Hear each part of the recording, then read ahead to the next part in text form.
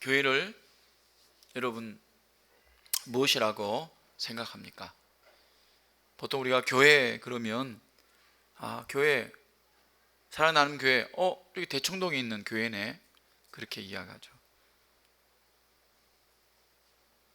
우리 김해에서 제일 큰 교회가 어떤 교회인지 잘 모르겠는데, 김해 중앙교회가 제일 큰가요? 김해 제일교회가 제일 큰가요? 잘 모르겠습니다. 근데 그 큰 교회를 이야기할 때 그 교회 되게 크지, 이렇게 이야기하죠.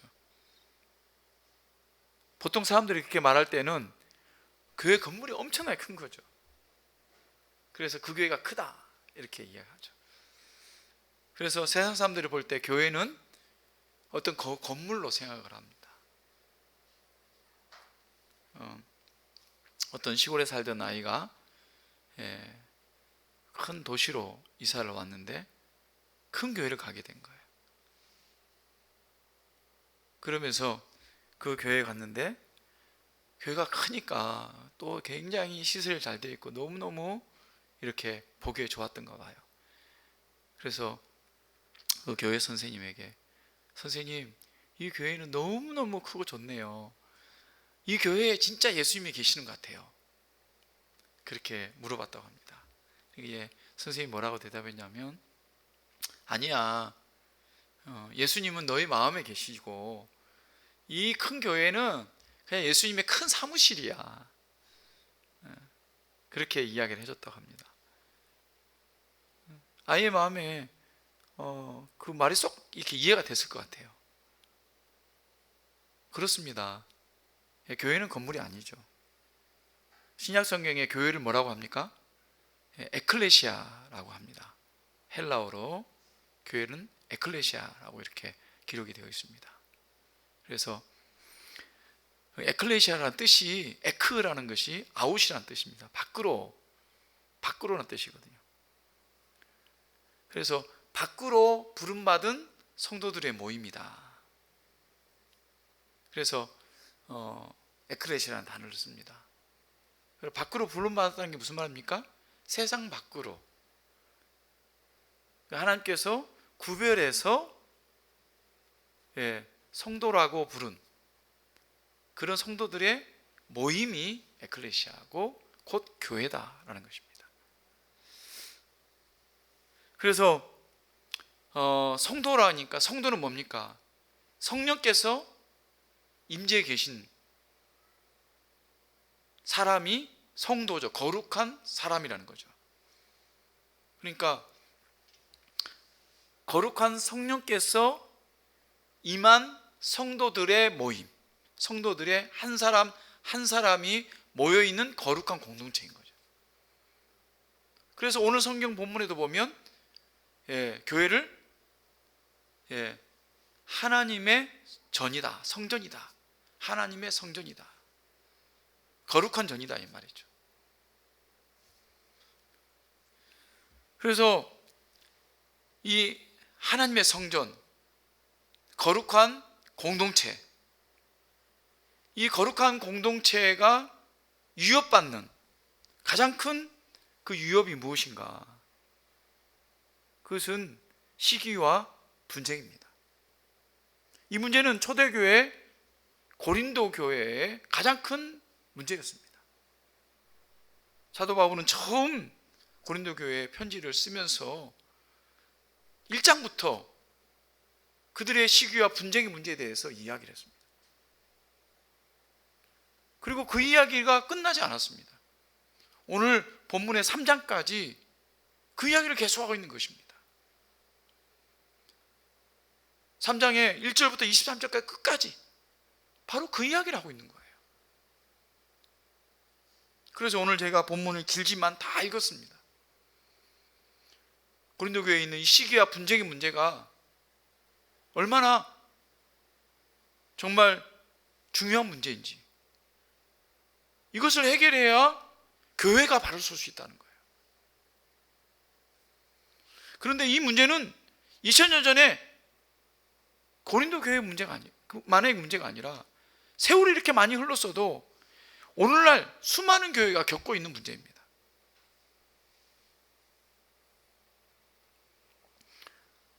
그래서 우리 주변의 교회들마다 이런 문제들을 많이 겪고 있어요.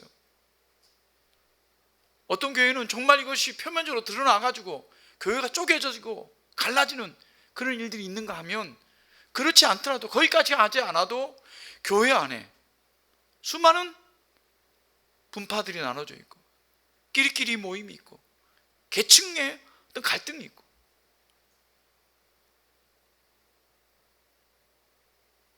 얼마나 안타까운지 모릅니다. 오늘 본문에서 사도 바울은 고린도 교회의 이 문제의 근본적인 원인, 그것은 바로 영적인 미성숙에 있다, 그렇게 지적을 하고 있습니다. 그래서 그들의 존재가 무엇인가, 그들의 정체성을 바로 깨닫고, 그래서 그들이 자신들이 하나님의 성전일 뿐만 아니라 교회가 거룩한 하나님의 성전이라는 것을 깨달아서 하나가 되는 그런 믿음의 공동체가 되기를 그렇게 권면을 하고 있는 것입니다. 사랑하는 여러분, 오늘 말씀을 통해서 우리 교회가 더욱 하나님의 성전답게 하나가 되어져가고 그렇게 은혜를 나누는 은혜의 공동체가 되기를 소원합니다. 사도 바울은 1절에서 고린도 교회 성도들을 향해서 신령한 자들을 대할 수 없다, 신령한 자들로서 대할 수 없다, 그렇게 말합니다. 1절에 뭐라고 이야기합니까? 형제들아, 내가 신령한 자들을 대함 같이 너희에게 말할 수 없어서 육신에 속한 자 곧 그리스도 안에서 어린 아이들을 대함과 같이 하노라. 사도 바울이 고린도 교회 성도들을 이렇게 바라보는 시각이 어떤지를 분명하게 보여주고 있죠. 고린도 교회 성도들은 신령한 믿음을 나눌 수 있는 성숙한 그런 성도들이 아니라는 거예요. 어린아이들을 대할 수밖에 없는, 어린아이들처럼 대할 수밖에 없는 그런 육신에 속한 자다, 그렇게 말하고 있습니다. 오늘 우리가 읽지는 않았습니다만 2장에 보면, 2장 끝부분에 보면 우리 이 땅에 살고 있는 사람들을 세 종류로 이야기를 합니다. 하나는 육적인 사람, 육의 사람, 육적이 아니라 육의 사람이라고 하죠. 세 번역에는 자연에 속한 사람이라고 이야기합니다. 이 사람들은 하나님을 알지 못해요. 만나지 못했어요. 그래서 생각부터 행동에 까지까지 모든 것이 세상에 있는 가치관대로 살아가는 사람들이죠. 그리고 어떤 사람은 신령한 사람들이 있었습니다. 신령한 사람들은 영적 성령에 충만한 사람들입니다. 그래서 성령의 뜻 가운데, 하나님 말씀의 뜻 가운데 온전히 살아가는 사람들입니다. 세 번째 사람들이 중요한데, 그 사람들은 누굽니까? 오늘 1절에서 말하는 육신에 속한 사람들입니다. 육적인 사람들이죠. 이 사람들은 하나님을 만났는데 성령님도 우리가 모시고 성령님의 뜻 안에서 성령님이 임해야 우리가 하나님을 알 수가 있고 깨달을 수가 있잖아요. 믿음을 가질 수가 있잖아요. 그럼에도 불구하고 행동은, 생각은 여전히 육신에 속해서 하는 행동을 하고 있다는 것이죠. 그래서 육신에 속한 사람, 육적으로 어려운 어린아이와 같은 사람, 영적 어린아이로 취급당하는 사람이다, 그렇게 말하고 있는 것입니다. 그래서 사도 바울은 2절에서 내가 너희를 젖으로 먹이고 밥으로 아니하노니, 아직까지 밥을 먹을 수 없는 영아, 아주 젖먹이 아이와 같다라고 말하고 있는 것이죠. 왜 이렇게 사도 바울이 고린도 교회 성도들을 향해서 말을 하고 있습니까? 그 이유는 분명합니다. 그들 안에 시기와 분쟁이 있기 때문입니다.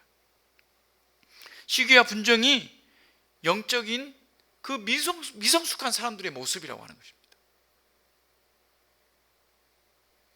왜냐하면 예수 그리스도를 아직 온전히 닮지 못한 증거이기 때문입니다.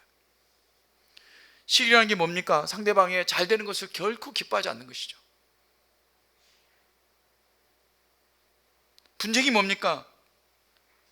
항상 자기 입장에서만, 자기 뜻만을 내세우는 것이죠. 그래서 갈등을 일으키는 그런 행동을 말합니다. 이러한 감정과 태도들은 성령의 뜻이 아니라 사람 중심의 그런 신앙생활을 하기 때문에 일어나는 것들입니다. 그래서 나는 바울에게 속했다. 4절에 보면 나는 아볼로에게 속했다. 그렇게 하죠. 1장에서 보면 게바에게 속한 사람도 있었습니다. 또 자기들만 그리스도에게 속했다고 하는 사람도 있었습니다.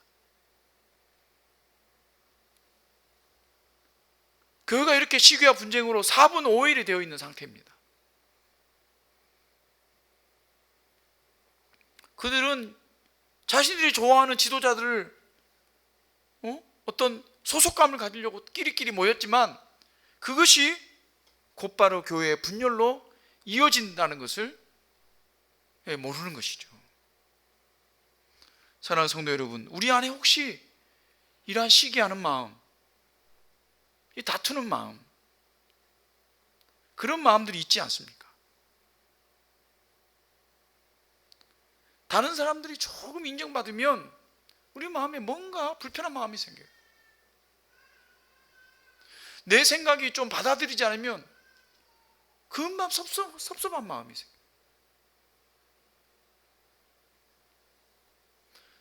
나와 좀 생각이 좀 맞지 않는 사람이 있으면 금방 거리를 줍니다. 저 사람은 뭐 상대를 못 하겠네.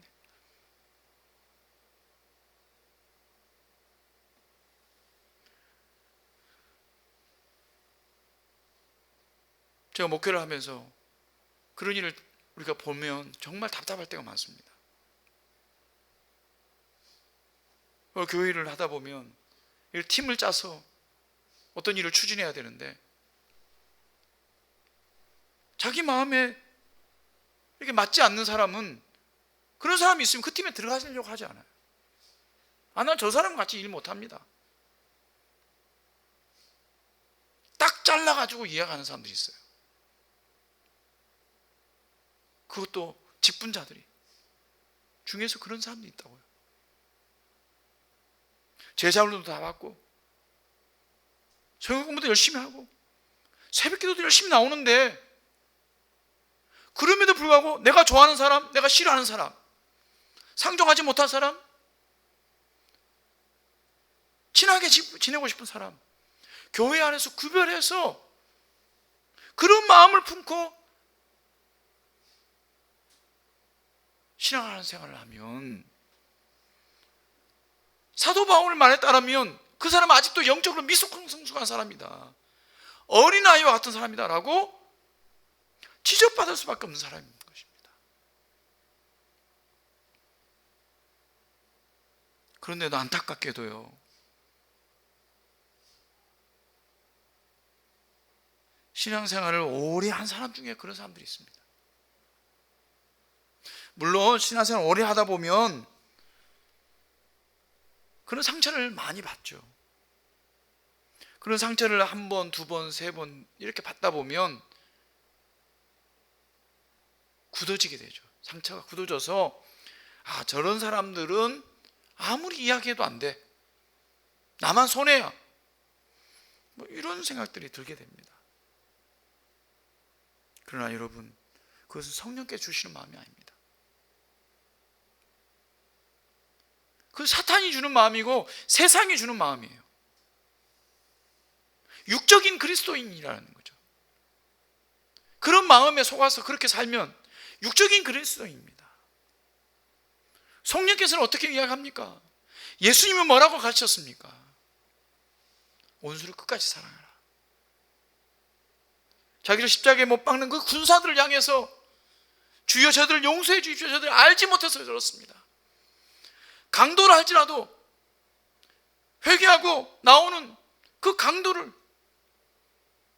천국 백성으로 인정하신, 구원을 베푸시는 분이 우리 예수님이 우리 하나님이십니다. 성령님이십니다.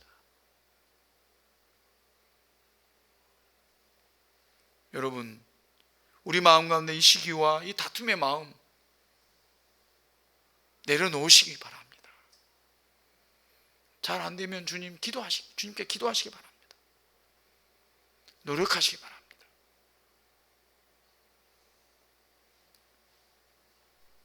우리가 다 할 수 없죠. 어떻게 예수님처럼 온수를 다 품을 수 있겠습니까? 그러나 여러분, 우리가 노력하는 신용이라도 해야 되지 않겠습니까?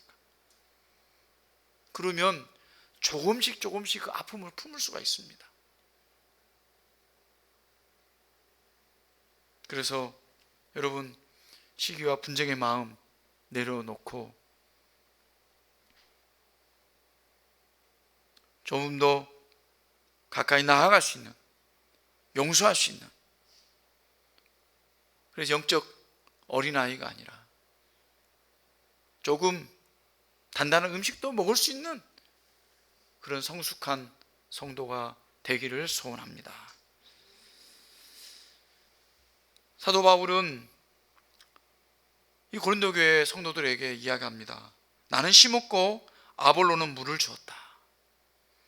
나는 심었고 아볼로는 물을 주었다. 나나 아볼로나 똑같은 위치의 사역자라는 것을, 동력자라는 것을 말하고 있죠. 나는 심은 사람이고 아볼로는 물을 주는 사람이다. 사역이 다른 거죠. 그런데 잘하게 하시는 분은 하나님이시다. 우리가 잘하는 게 아니다. 심는 이나 물 주는 이는 아무것도 아니로되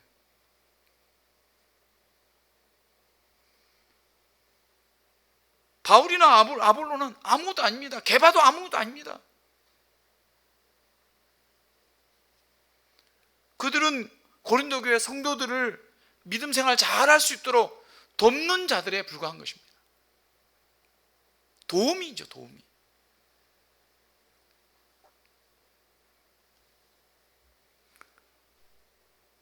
그가 어떤 대단한 목사라 할지라도, 대단한 사역자라 할지라도 그들은 숭배받을 대상이 아니에요. 흠모할 만한 대상이 아닙니다. 그들은 단지 도와주는 역할을 할 뿐이에요. 그래서 사도 바울은 고린도후서 11장에서 뭐라고 얘기합니까? 자신은 정결한 처녀인 성도들을 신랑 대신 예수님께 소개하는 중매쟁이에 불과하다. 그렇게 얘기합니다. 중매장이는 어떤 사람입니까? 신랑감과 신부감을 이렇게 찾아내어서 서로 이해하도록 하고 소개시켜서 그들이 결혼하도록 하는 사람이잖아요. 그런데 중매장이가 결혼한 이후에도 계속해서 간섭하고 끼어들고 그러면 어떻습니까? 그들은 그 결혼한 사람들의 회방꾼에 불과한 겁니다. 그래서 사도 바울은 자신의 사역과 그 역할에 한계가 분명히 있다는 것을 밝힙니다. 10절 이하에 보면 뭐라고 얘기합니까? 자신의 역할은 고린도 교회를 개척하는 것, 거기에서 끝난 것이다. 그 개척을 뭐라고 합니까? 터를 닦았다, 그렇게 이야기합니다. 내가 그 교회를 터를 닦아놨는데 그 터에 다른 사역자들, 아볼로가 와서, 다른 사역자들이 와서 그 위에 집을 세웠다는 것입니다.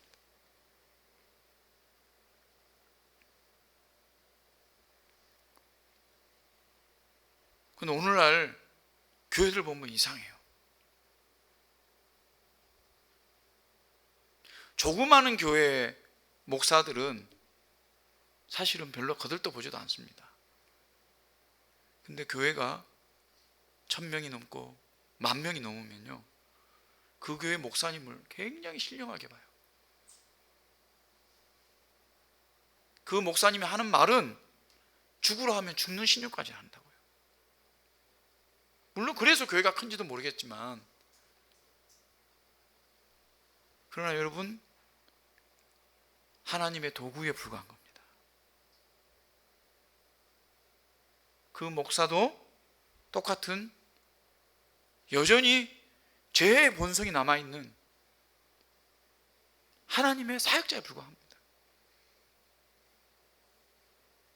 그런 목사가 잘못하면 잘못했다고 이야기해야 되죠. 그런데 잘못해도 우리 목사님은 괜찮다, 이렇기 때문에 한국 교회가 세상으로부터 존경을 받지 못하는 거예요.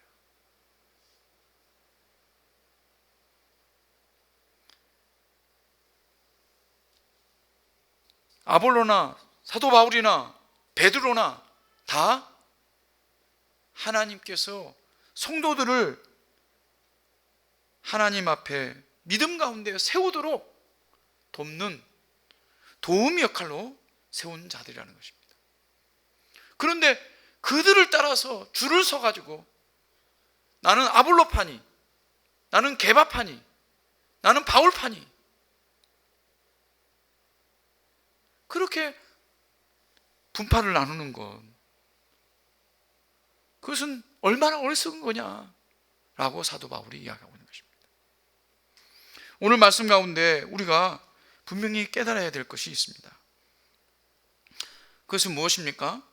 11절 말씀 보면 이 닦아둔 것 외에 능히 다른 터를 닦아둘 자가 없으니 이 터는 곧 예수 그리스도라. 이 터 위에 사역자들이 집을 짓는데요, 이 터를 바꿔서는 안 된다는 겁니다. 근데 어떤 사역자들은 이 터까지도 바꾸려고 하는 사람들이 있어요. 자기가 교회 터인 양. 결코 그렇지 않습니다. 교회의 유일한 기초는 예수 그리스도밖에 없습니다. 복음의 진리는 오직 예수 그리스도밖에 없습니다. 사역자들은 도움일 뿐입니다.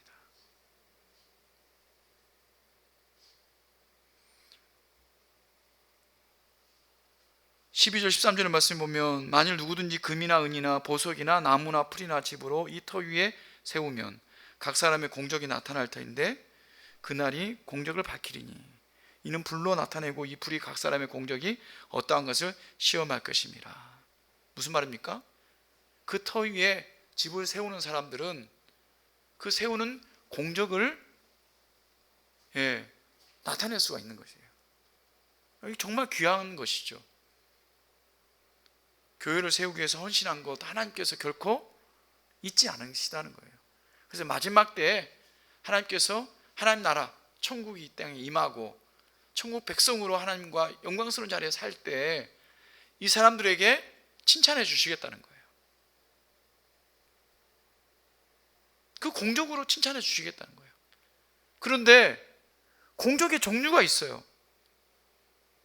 어떤 거는 금이나 은이나 보석이나 이런 거 있고, 어떤 거는 나무나 풀이나 집이 있다는 거예요.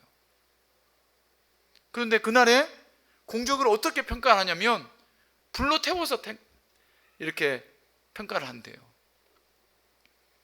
근데 금이나 은이나 보석은 불로 태워도 남아있겠죠. 그러나 나무나 풀이나 집은 어땠습니까? 그냥 재가 되어서 흩어져 버리겠죠. 그래서 열심히 했는데 나중에 알고 보니까 흩어지는 재처럼 자랑할 것이 없는 것이 되는 거예요. 어떤 사람은 정말 남들이 보기에는 정말 저것도 뭐 사역이라고 하나 이렇게 한참하게 봤는데, 근데 나중에 가서 보니까 그게 정말 금과 같은 아주 조그마하지만 결코 타지 않고 남아있더라는 거예요.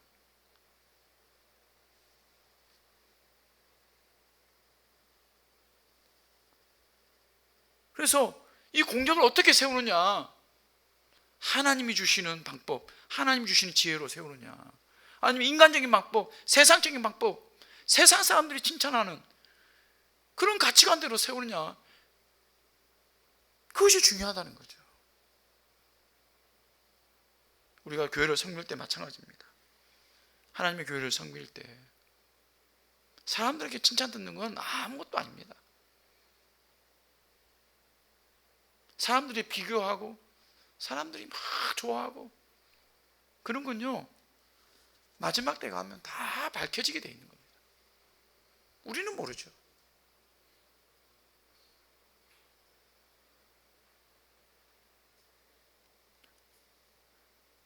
여기에서 우리가 또 한 가지 우리가 귀한 진리의 말씀이 있습니다. 15절 말씀 보니까 이렇게 말합니다. 누구든지 그 공적이 불타면 해를 받으리니 그러나 자신은 구원을 받되 불 가운데서 받는 것 같으니라. 공적이 불탄다고 해서 구원받지 못하는 것은 아닙니다. 우리의 구원은 결코 공적과 관계가 없어요. 단지 구원을 받을 때 우리가 부끄러운 구원이라고 말하지만 사실은 부끄러운 구원은 아닙니다. 우리가 겸손하게 표현해서 부끄러운 구원이라고 하지만 그건 부끄러운 구원은 아니에요. 우리가 구원받는 것만 해도 그게 얼마나 영광스러운지 모릅니다. 공적이 없다고 해서 구원받지 못하는 게 아니에요. 영광스러운 구원 가운데 나아갑니다. 단지 칭찬 들을 것이 없다는 것이죠. 어떤 사람은 그걸 가지고 무슨 어떤 사람은 금으로 만든 집에 살고 어떤 사람은 무슨 나무로 만든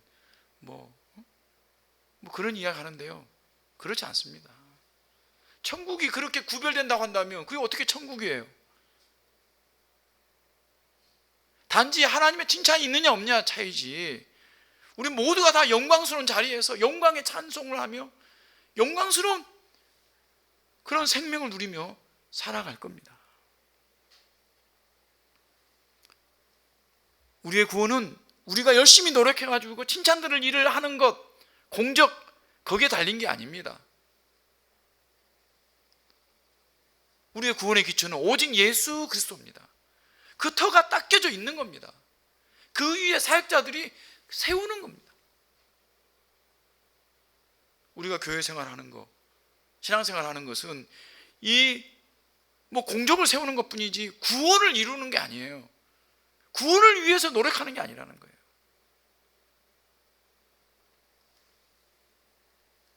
그러나 이왕 우리가 봉사하고 섬기고 헌신하는 것 어떻습니까? 금처럼, 은처럼, 보석처럼 그렇게 섬기시는 여러분 되시기 바랍니다. 이제 바울은 고린도 교회 성도들에게 정체성을 알려줍니다. 16절 말씀에 이렇게 이야기하죠. 너희는 너희가 하나님의 성전인 것과 하나님의 성령이 너희 안에 거하시는 것을 알지 못하느냐. 너희가 하나님의 성전이다. 성령이 너희 안에 거하신다. 그렇게 말하고 있습니다. 근데 이 말씀을 우리가 개인적으로 받아들이면 나는 하나님의 성전이구나 이렇게 받아들일 수가 있죠. 우리가 그렇게 받아들이는 것도 중요해요. 그것도 맞는 말씀이에요. 왜냐하면 우리 안에 성령께서 임하 계시니까, 하나님께서 거하시니까 성령이 전이죠. 그러나 오늘 이 말씀은 단지 우리 개인에게만 말씀하는 말씀이 아닙니다. 이 고린도서 3장 전체의 문맥 가운데서 지금 말씀하시는 거예요. 너희라고 하는 것은 고린도 교회 성도들을 말하는 겁니다. 고린도 교회 성도들을, 너희들 가운데 하나님의 성전이 있다는 겁니다. 그래서 17절에서 이렇게 이야기합니다. 누구든지 하나님의 성전을 더럽히면 하나님이 그 사람을 멸하시리라. 하나님의 성전은 거룩하니 너희도 거룩하니라. 그러하니라. 이 하나님의 성전은 뭡니까? 교회를 말하는 겁니다. 그 교회를 파괴하는 자, 분쟁으로 말미암아 교회를 무너지게 하는 자, 교회의 거룩함을 해치는 자, 교회를 더럽히는 자들은 그 사람을 멸하리라 라고 말씀했습니다. 아주 엄중한 경고죠. 이 거룩한 성전, 하나님의 성전, 우리 개개인 한 사람 한 사람이 거룩한 하나님의 성전이지만 그 성도들이 모인 교회가 또한 한 공동체로서 하나님의 성전인 겁니다. 그런데 시기와 분쟁으로 그 성전을 훼손한다고 한다면 그 죄는 결코 용서받지 못한다는 거예요. 그러면 이 거룩한 공동체가 훼손되지 않고 하나가 되기 위해서는 어떻게 해야 됩니까? 제일 먼저는 하나가 되기 위해서 너희가 어리석은 자가 되어야 된다고 말하고 있습니다. 18절에 보니까 아무도 자신을 속이지 말라. 너희 중에 누구든지 이 세상에서 지혜 있는 줄 생각하거든 어리석은 자가 되라. 그리하여야 지혜로운 자가 되리라. 어리석은 자가 되라는 말이 무슨 말입니까? 예. 겸손하라는 거죠. 자기 자신을 비워야 된다는 거죠. 예수님이 그랬습니다. 예수님이 원래 본래는 하나님의 본질상 하나님이십니다. 그래서 하나님 보좌에 앉아 계셨던 분이에요. 그런데 자기를 비우시고 자기 형체를 인간의 형체로 바꾸셔서 이 땅에 오셨어요. 죄인들처럼 이 땅에서 사셨어요. 그리고 세상에 죄를 짊어지고 억울하게 십자가에 죽으셨습니다. 어리석죠. 천사들이 볼 때 이 예수님이 얼마나 어리석습니까? 창조주 하나님이 자기가 만든 피조물 모습으로 살다가 그들의 모든 죄를 담당하고 그들의 잘못 때문에 생긴 그 죄를 자기가 담당하고 죽은 거죠. 그런데 그것으로 말미암아 하나님의 구원 계획을 이루시는 모습을 보고 천사들이 놀랍도다. 이 구원의 진리에 대해서 찬송을 하는 것 아니겠습니까? 어떻게 이 일을 할 수 있습니까? 어리석어서 할 수 있는 겁니다. 스스로 어리석게 되어서 할 수 있는 겁니다. 사도 바울도 마찬가지입니다. 얼마나 똑똑하고 얼마나 최고의 학문을 배운 사람인데 예수님을 아는 것 외에는 다 배설물로 여기기를 원했습니다. 철학적인 모든 지식이 다 있었지만 그걸 다 버리고 고린도에 와가지고는 예수님만 전한다고 했잖아요.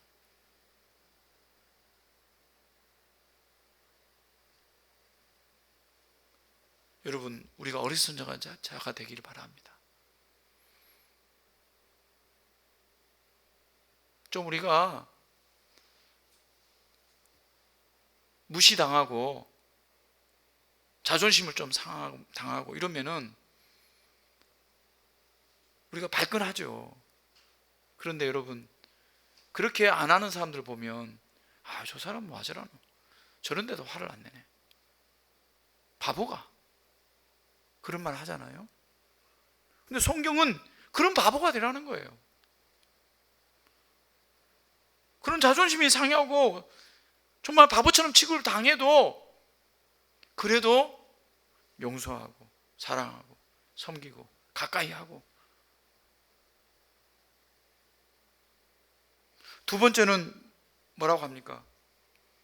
21절에 보면 누구든지 사람을 자랑하지 마라. 사람을 자랑하지 말라는 겁니다. 와, 저 목사님 대단해. 난 저 목사님 말만 들어. 저 목사님 말하는 거는 정말 진리가 있어. 물론 그런 목사님 계세요. 저도 그래 존경하는 목사님들 많습니다. 그렇다고 해서 그 사람을 자랑해서는 안 됩니다. 그 사람이 하는 게 아니죠. 그 사람을 통해서 하나님께서 하시는 역사입니다. 그 사람을 쫓아가면 언제든지 실망하게 되어 있습니다.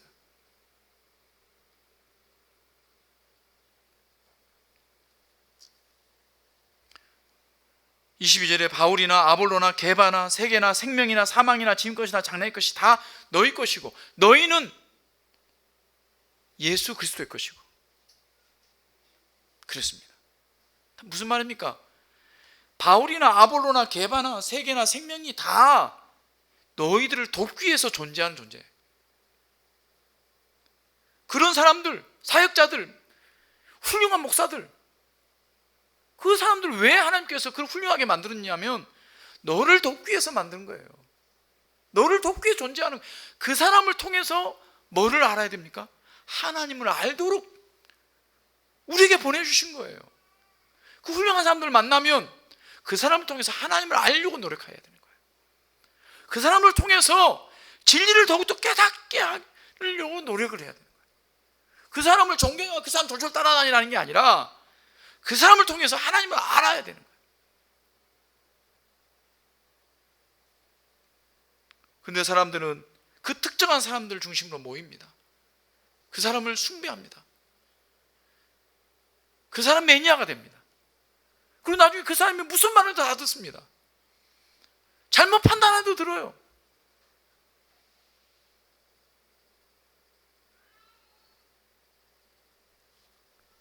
그 사람이 결코 예수 그리스도가 아닙니다. 사람을 높이는 것이 아니라, 사람을 자랑하는 것이 아니라 그 사람을 들어 쓰시는 하나님을 자랑하고 하나님을 높이시는 저와 여러분 되시기 바랍니다. 그래서 오직 믿음 안에서, 진리 안에서 살아가고, 그래서 우리가 나눠지는 것이 아니라 그 믿음으로 하나가 되는 거룩한 공동체가 되기를 주님의 이름으로 축원합니다.